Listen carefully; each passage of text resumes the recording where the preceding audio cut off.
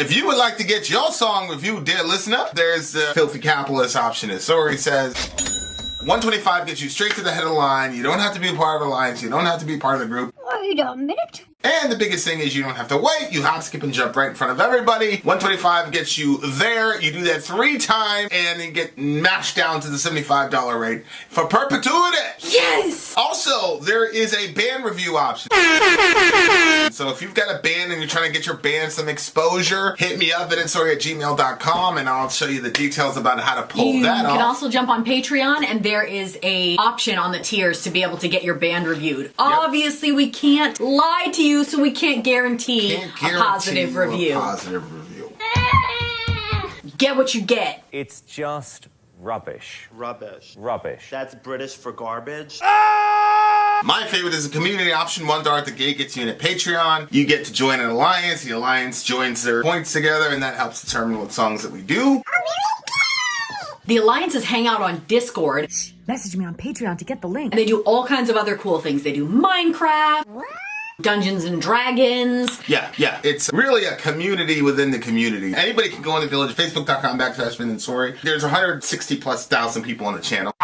What's cool about the Discord is that it offers a real opportunity for community connection, friendship, that type of thing. And it's on Discord, so if you're not a Facebook person, it's for you. You start off at $1. Right. Plus you get exclusives. Sori and I are working on a song. So the first 15 seconds of that was on Patreon. Also, at $15 tier and above, when we actually debut the video, they're going to be there live with us. There you are, dear listener. Buy our merch. Buy our merch indeed. A child shall lead them. To buy our merch. That turnaround time was amazing, babe. Yes, dear listener. Yes, dear listener. Yes, dear listener. It is time. I don't know if you guys understand how important this day is, but this day... I don't believe that you do. Is Ben here? This day, Ben is yes, here. he is here. This is a day in rock and roll history, dear listener, that this day changed the face of heavy metal forever, because on this day... April 6th. April 6th, not April Fools, our brother Ben Bear was born! Happy birthday. Congratulations for existing, my boy. For existence. Yes. Randy Williamson in the house. Big homie Dan. No, not Ben Webb. Are you kidding me? You think we'd be celebrating the day that the Lord afflicted us with Ben Webb? No. You would absolutely celebrate it. I love Ben. I know. This is Ben Bear. Yes, Ben Bear. Okay, and this is what Ben Bear has to say. He says, for today, I decided I wanted as little fancy frills or formulation as possible and jam some stuff that I like with the metal family. It's pretty much just full-on Ben's Jukebox. We're not doing a birthday bash or a birthday bonanza or a birthday bazaar. Tonight, it's Ben's birthday beatdown, musically, of course. And number 1 on the list is in 2022, Decapitated released an album called Cancer Culture. Oh my God. This is one of the 2 songs I liked on that album. All right. This is featuring Rob Flynn from Machine Head. All right, so he's saying Vin and Sori, watch the official. Lyrics are in the details box underneath official video if you want to copy and paste from that. Does and he have a link for the village? Shoot, I don't know which one I downloaded. Does he have a stream key? No, he didn't send one. All right, so here we go. I just made one for you, buddy. Bang! See, it says beat down. Those boys look like they're about to do some violent shit. That's how Ben looks in a hoodie, too. I know, I've seen him in real life. All right. Here we go. Right. What's song number 1? Song number 1 for Ben's birthday beatdown. Have I met Ben? Ben Bear? Yeah. I mean, you've talked to him. You guys talk on... Yeah, but I didn't know if I'd met him. I didn't know if I also saw his sweatshirt. Your super secret email. Yeah, my super secret email. You can have it for free. Yeah. Here we go. Decapitated featuring Rob Flynn. What's the name of this song? The song is Cancer Culture. Cancer Culture. Let's do it.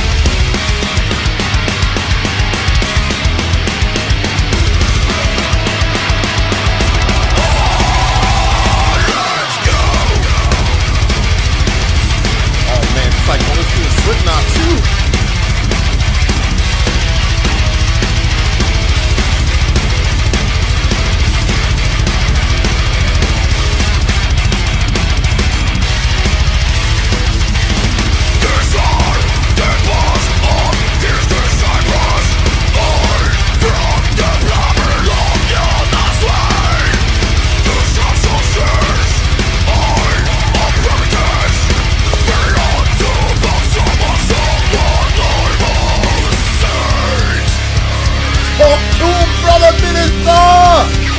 Let's go.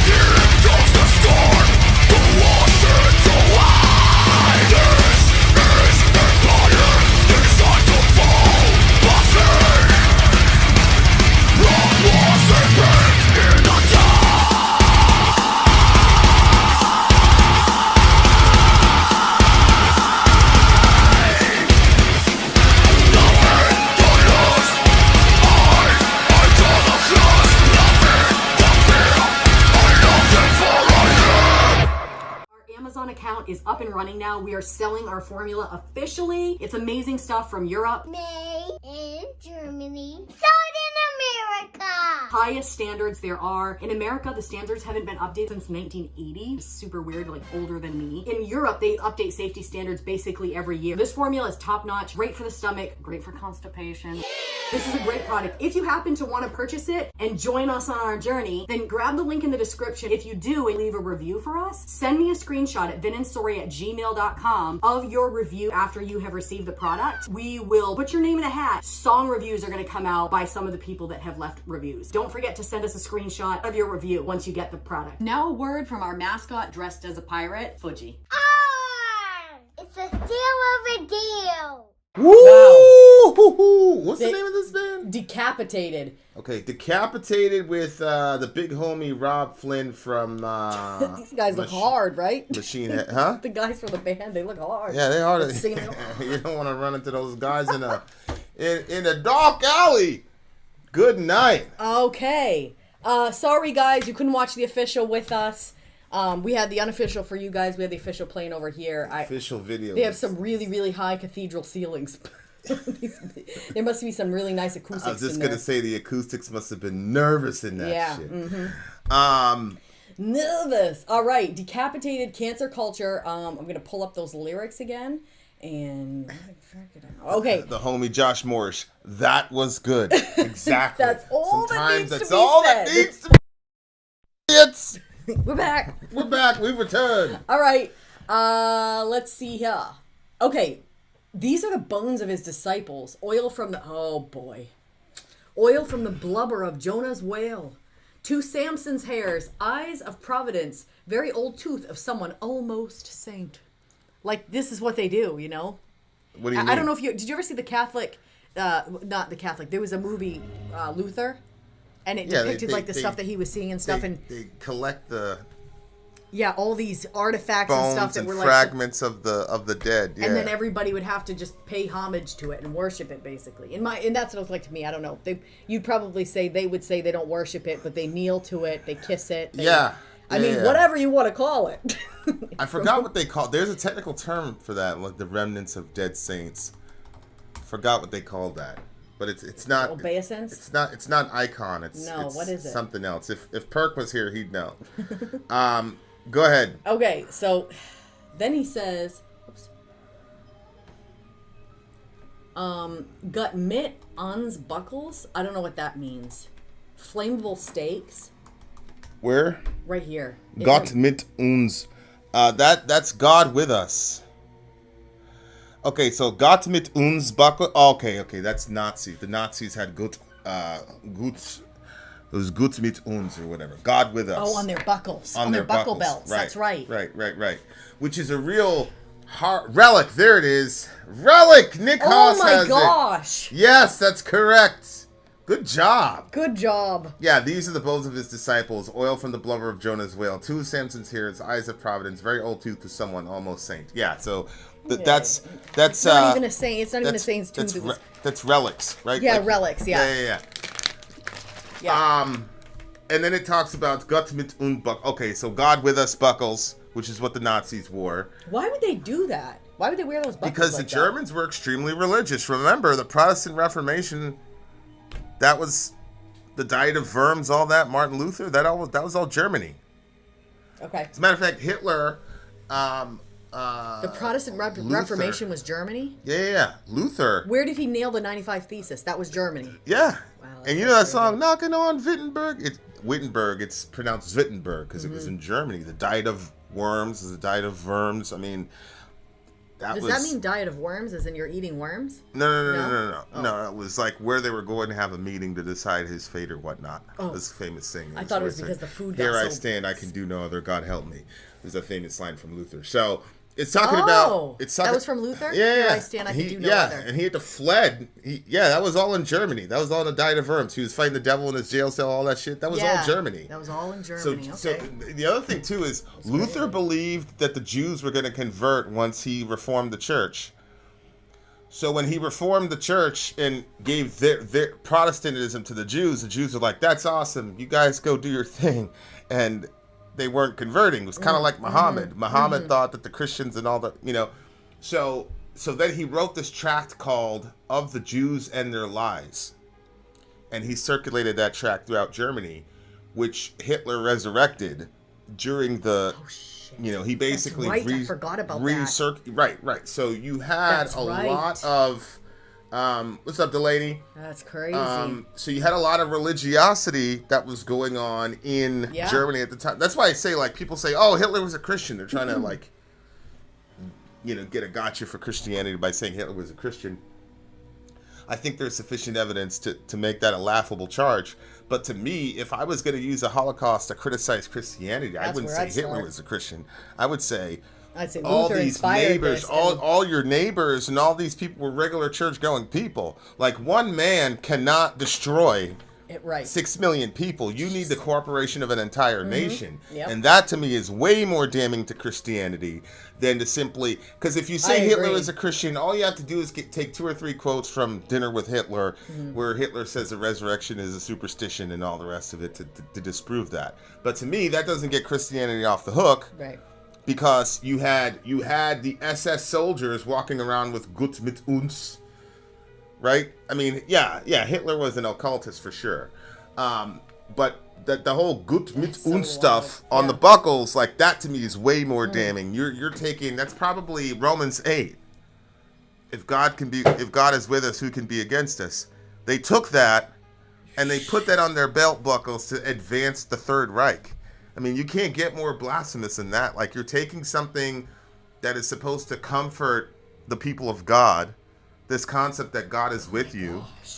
But when Paul was saying that, he was saying that to a group of people who were being persecuted and massacred. Mm-hmm. Yeah. And so it's like, oh, if God's really with us, then why is this happening? That's why he said, who shall separate us from the love of Christ? Shall famine and hardship or nakedness or danger or sword? Knowing all these things we're more than conquerors? Because that's what was happening to them. Right? Famine, nakedness, danger, sword. Yeah. You know, and all these things were more than conquerors. Yeah. Right. Through him who loved us. So you take something that was meant to encourage persecuted people, that there's a better future coming for you, and you take that, you put it on your belt buckle as you go to literally advance the kingdom of a guy who literally was inhabited by Satan. That's wild. Like, That's so wild. So like, but a lot. So it's what's crazy to me is that the metal community is more likely to know what he's referring to here than your average Christian. Yeah, I was like, what buckles? What? Mittens? What? You know, it's a pretty crazy thing. What does it mean again? God with us? God with us. God is with us. Gott. See, you know, babe, that's one of those situations where you're like, the situation is how you make it to be. I mean, maybe I'm talking about something. I've never been in this situation, so maybe what I'm saying is not on point. But, like, so if you're in that situation and you see the guy's belt buckle and you're suffering violence under these people, one person could see that belt buckle and that pushes them in the other, because God with us. Like, they could be like, God is with those people. Like, it could really, like, run them in a negative direction. Yeah. Another one could see it as, like, there's like an egg, you know, like those eggs, like in a story, an Easter egg that's like hidden in there. Like, God is still with you. God did not abandon those people. But depending on how you read that buckle will depend on the level or the amount of suffering that you're under. They were suffering regardless. Those people were abusing them. But depending on how that buckle translates could add more or less. Yeah, I mean, stress. I agree. It depends on your. See, like, we listen to so much variation on this channel that when you get back to just straight up raw heavy metal, it feels so good. Yeah, it was a little shock to the system. I was like, wait, what is this? Just like, we're not in the 70s anymore. Here's a vat of acid for you. Exactly. Like, shout out to the 70s. I love the 70s. I appreciate it. But, you know, at the end of the day, I'm a caveman, dude. Like, you know what I'm saying? Like, shout out to Ben. I was going to say Ben. Like, Ben says you're a knuckle dragger. The other Ben. It was just heavy, man. It was just heavy. And I love heavy music. I love the speed. And then the clean vocals were actually pretty beautiful. I wish I could play it again. Like when Rob. Oh yeah, I liked those too. I think that's one of the things that dude from Machine Head is really good at. He's really good at, like, clean vocals that don't seem too sing-songy. Mm-hmm. I don't know how to explain it. He does melody very well. It's like a masculine melody. I don't know. That's going to piss people off, but it is what it is. I agree with you. It does have kind of he does have like a masculine sort of melody to it that's just amazing. Like, I would play it again, but I know how you feel when that happens. But no, honey, babe, I've told you this a bunch of times. Honey, babe, you can rewind it. Honey, babe, babe. You can rewind it. I don't have to edit it anymore like that. It was only because it was impossible to line it up and get it perfect. Oh, that's right. I wanted the mouths to move exactly, like everything was. Yeah, we should pay Amy Lee a stipend every year that we use this eCam thing. Completely changed life for us. Fact. So it's true. It's true. If somebody would have come up to them, they would have been like, "You have to pay this amount of money to not have to edit like that anymore." Yeah, easy. All right. Okay. Stylish white robes and peaked white hoods. That's the KKK. Laundries of Ireland and gold of Aztecs, finest collection of filthy keepsake. Laundries of Ireland. I'm assuming that's talking about the Troubles. There was like beef between Catholics and Protestants, and they were doing each other like Israeli style, you know, like bombings, all types of shit. Yeah, during the Troubles. Yeah, that's what that song "Zombie" is about. The Troubles over there. And Middle Earth is here, so he's going to help me if I'm wrong on that. Look, babe. I know you hate it when I do this. I had to do it. The Magdalene laundries in Ireland, also known as Magdalene asylums, were institutions usually run by Roman Catholic orders, which operated from the 18th to late 20th centuries. They were run ostensibly to house fallen women, an estimated 30,000 of whom were confirmed in these institutions in Ireland. confined in these images. What the hell is a fallen woman? I don't know. I thought it was like your mind, like maybe So it the was laundries like in Ireland where they trapped 30,000 women was like an insane asylum? That's what it looked like to me. Subhanallah. But it was run by the Catholic Church. And you know how that was. No, I don't. What do you mean? I don't know. I mean, I'm just talking like this is way back then, and the nuns, they were so friggin' hard with the kids. Like, I know you had a good nun experience, but that was not common. Yeah, I had a really good nun I experience. know, but that's that nun not was nice most to me. people's Little white experiences lady. on the She was nuns. very nice to me. Yeah, you got like slept through the crack. There's little Vinny. I can see it. Yeah, shout out to the Catholic nun at my school, St. Andre's. You know, at Cell, I met a guy that taught there. Oh, really? Yeah. That Catholic dude who used to show up, he'd always be in the back. Yeah. Yeah. Wait, was that the tall, skinny one? Or No, the no, one that no. always wore the suit? The guy The that tall, always skinny wore one always wore the yeah. suit too. But yeah, okay. Fallen women means pregnant. Holy shit. They So if locked you up got pregnant? pregnant out of wedlock, they'd put you in that asylum? Subhanallah. But see, that's what I mean. And That's fucked. like if you just pull out of the situation, you think about it, if you have a nun, it's a woman who has given up. She's not going to have children. She's not going to have a family. She's given her life to just like serving in there. Like, I think that should be a year-to-year commitment.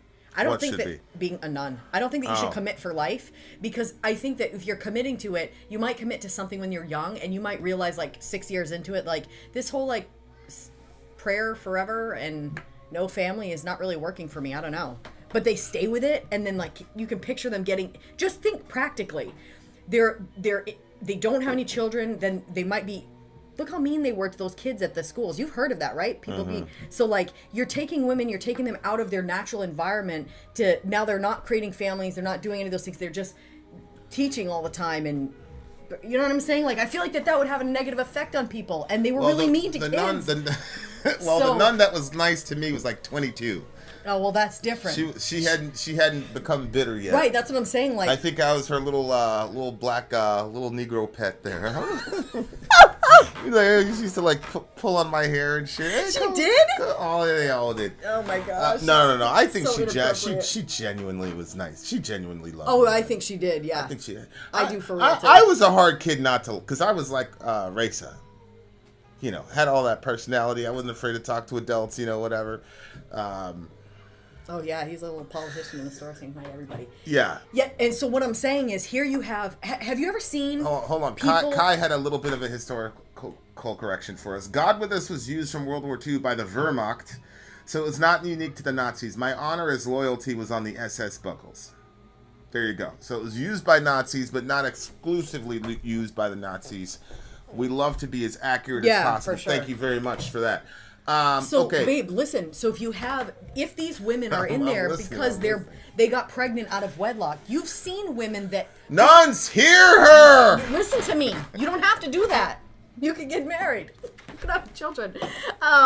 That's the other thing. You feel like the easier thing to do would be, who got you pregnant, ma'am? And then, you know, have some sort of papal decree where you have to marry the girl you got pregnant. Yeah, Why put her in babe, a fucking asylum? Just think practically about this. Think about any of the women that you ever know when they couldn't get pregnant and how they treated the people that could get pregnant, especially the people that were getting pregnant out of wedlock. Yeah, there's So definitely... now you have an entire group of women that they've trapped 30,000 women in here. They can essentially, I mean, how do I know how they were treated? It just doesn't look good to me. Yeah, it's And terrible. why would he list it off in the song if it was just like a home environment for these women to help them through their These pregnancy? are all like institutions that religious people made up. Oh boy. I think is what is the problem. Oh, I think you're Right? right. The Gottemet Uns Yeah, but you buckles, can't. flammable stakes, stylish white robes, peaked with white but you hoods. That's the can't- KKK. Laundries of Ireland, gold of Aztecs. You know, the they Spaniards were- came, and the Catholic The Spaniards KKK came. was inspired by religion? Yeah, they got religion all in that. That's why they burn crosses, all that shit. Yeah, there's religion there. Yeah. And then what did you say? What was the thing you said after that? And then Laundries of Ireland, gold of Aztecs with the Catholic Spaniards. I forgot who it was. It wasn't Montezuma. It was I forgot. So they came in there, massacred the Aztecs, took all their gold, finest collection of filthy keepsakes. So it's just like a laundry list of horrors that religious people instituted and created. Nothing to lose, iconoclast. Nothing to fear. What's that word mean, iconoclast? Somebody who like takes down a god, basically. You know how I said like Mary is the icon of the divine feminine? Mm-hmm. So if you were to take a statue of Mary and destroy it, that would be iconoclasm, right? So like the early Protestants, that was a big thing, was iconoclasm, was destroying icons because you know whatever. Yep. So he's destroying God by, you know, basically criticizing this stuff. Nothing to fear, I doubt, therefore I am. Here it is, Cortez and Pizarro. I doubt, therefore I am. I think that's probably like one of the biggest misconceptions that non-religious people have. I literally never understand that phrase. Every time I stop to think about it, I can't. Well, I think, therefore I am. Yeah. Which is, that's a much deeper philosophical question. How do you know you exist? Solipsism, blah, blah, blah. Yeah, that one makes sense to me. But when you just... But he's saying, I doubt, therefore I am. Because he also says, I laugh, therefore I am. If you look, you have fear, nothing to fear. I doubt, therefore I am. Nothing to fear. I laugh, therefore I am. So, I think that's like one of the biggest misconceptions that non-religious people have about religious people, is that religious people never doubt. And that at the bottom, they're motivated by fear. Because they do. People say that a lot. A lot of people, yeah, that's true. A lot of people have the idea that if you're religious, you believe that at the end of your life, God is going to put your good deeds on the scale and the bad deeds on the scale. And if your bad deeds outweigh your good deeds, then you go to the bad place. But if the good deeds outweigh your bad place, then you go to the good place. Mm-hmm. And so you're living, doing all these good things, not because you actually love people or care about people. It's because you're trying to stack up the rocks on the good side. And you're in constant fear 24/7 because you can never know how much good you've done to overdo all the bad you've done. Essentially what people say, yeah. So that's what people think. Yeah. But since he's criticizing Christianity, it's just not true. Because the Christian religion says that your ticket to heaven is already stamped when you believe in Christ. Jesus lived 33 years of perfection, never did anything wrong. Mm-hmm. He stacked up all that righteousness, right? He lived a perfectly righteous life, and then he was crucified. And so everybody who believes in Jesus gets his perfect record, and then on the cross, he retroactively gets my bad record. Mm-hmm. And so at the end of the Bible, it basically says, by one sacrifice, he has perfected for all time those who are being made holy. So my ticket to paradise is already set. There's nothing I can do to get myself in more or less. And so then it's like, well, then why did you guys just participate in this Final Four March Madness thing that Archero does? And why are you and your patrons giving money to kids all over the world? Mm-hmm. It's because I'm doing it out of a sense of gratitude for what's already been done. Mm-hmm. I'm not doing it. There's no fear. There's not, as much as a person can know themselves, there's not a scintilla of fear that's motivating helping people. It's the opposite, actually. It's some of the most fun that we have is when we're able to. It's the most fun. Give stuff to people. Yeah. I have. It is the most. I have ultimate self-interest in giving because I get, those are the happiest moments that we, like when we gave that kid that guitar. Mm-hmm. I was literally thinking about. Like we were happier than him. Mm-hmm. Like easily. Mm-hmm. There's no fear at all. It wasn't like, hey, we should buy this kid this guitar, and that'll really. We had no thoughts of hell or. There was no hell or heaven. We did think about God though. We were we were just thanking God on the drive back, like, thank you for giving us that moment, because we felt like, you know. And we were thanking for our patrons too. I remember we were thanking God. You shot them out on the video. Yeah. But that I think that would be the biggest misconception on the other side. Yeah, when I think that's people, is like. But I also understand it though, because if you listen to Hellfire and Brimstone preaching, you know what I'm saying? Like, it definitely creates that idea in the minds of people for sure. And I think that, you know,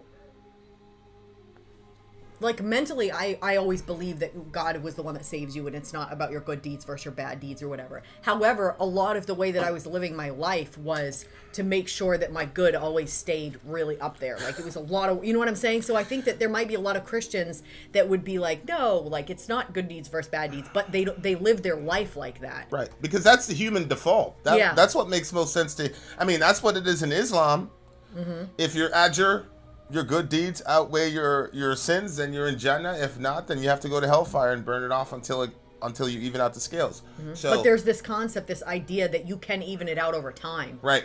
But in our religion, there's no. See, the thing is, because time doesn't even really exist. So time is not going to change that. Like if you owe a debt to an eternal being, that's it. That you owe that debt. Right. And so when we sin against an eternal being, then we are responsible to pay that debt back, and we cannot. It is an impossible debt that we will never ever be able to pay back. That's where Jesus comes in. Jesus said, "I'll take that debt on myself." Right. And then basically when we get to heaven, it's like, I don't know if you guys have ever been in a situation where you get a pass. Like when we would go to those shows and we'd get these passes that, like, Vince said it before, we got back there and we were like, we're with Korn, and there's all this like really nice gourmet foods back there, like all this craziness, but because of our pass we were able to get back there, and so we got special access that we wouldn't have normally had because of our relationship. right, because we knew a person in the band. So it's like that. Jesus, he's the pass that gets us back with the Father. It gets us. So it's not about what we do or how good we are or how bad we are. Like we're bad, that's it. Like we're all bad. And that's like literally the only thing is that Jesus gives us his pass, and he's like, yo, come in on my name. And you did that before, like when we were at the front, there was a girl that was like crazy about this one band, and we had these passes, and you were like, you know what? Here, take my pass. Yeah. And it was like the best day of her life being able to have that pass. But it was that idea. She got access to something she wouldn't have because of who she knew. And that's how it is. Like that's all it is, yeah. I know somebody. I know a guy. Yep. That's pretty much it. But yeah, but you know, I think, you know, in the metal community, there's a very, very interesting.